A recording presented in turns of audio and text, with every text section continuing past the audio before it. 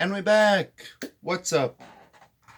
Short sermon starting in Psalms 23, verses 1 through 4. The Lord is my shepherd, I have all that I need. He lets me rest in green meadows. He leads me beside peaceful streams. He renews my strength. He guides me along the right path, bringing honor to his name. Even when I walk through the darkest valley, I will not be afraid, for you are close beside me. Your rod and staff protect and comfort me.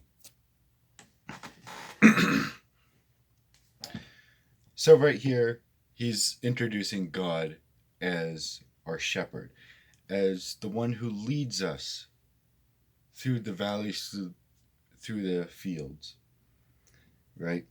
Okay, then in Matthew 7, verses 15, it says, Beware of false prophets who come in disguised as harmless sheep, but are really vicious wolves. So an interesting thing about sheep is they have really good hearing, right? Really good ears, but their eyesight isn't the greatest.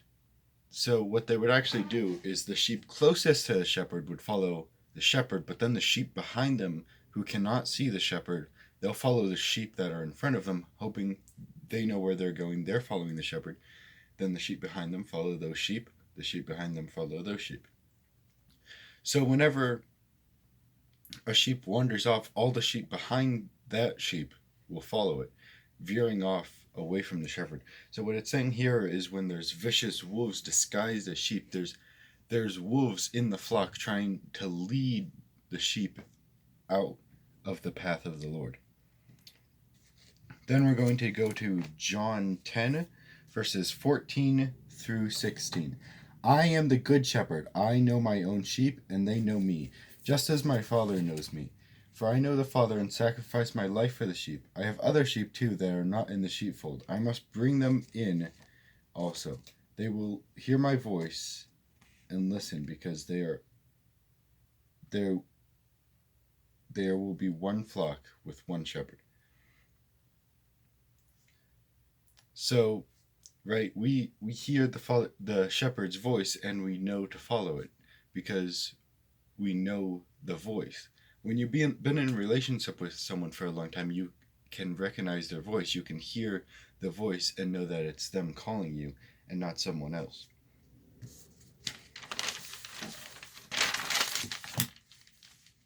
Then in Jeremiah chapter 50, verses 6, it says, My people have been lost sheep. Their shepherds have led them astray, and they turned loose in the mountains.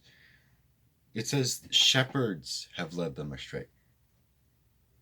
So is God your shepherd, or are you following some other shepherd? Are you following worldly desires as your shepherd? Are you following sin as your shepherd? Are you following this or that? What is your shepherd? Is Jesus your shepherd, or something else taking his place?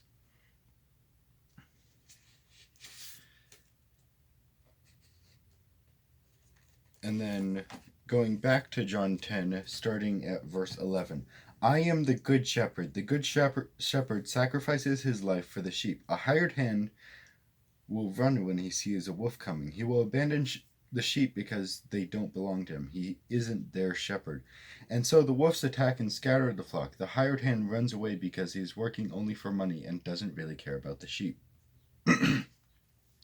I am the good shepherd. I know my own sheep, and they know me, just as my Father knows me, and I know the Father.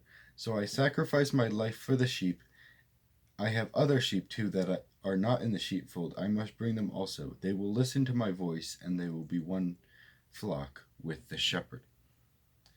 Right? So there's sheep wandering around. They're not in God's family. They're not in God's flock. And God wants to bring them into his family. It says he will leave the 99 to go after the one.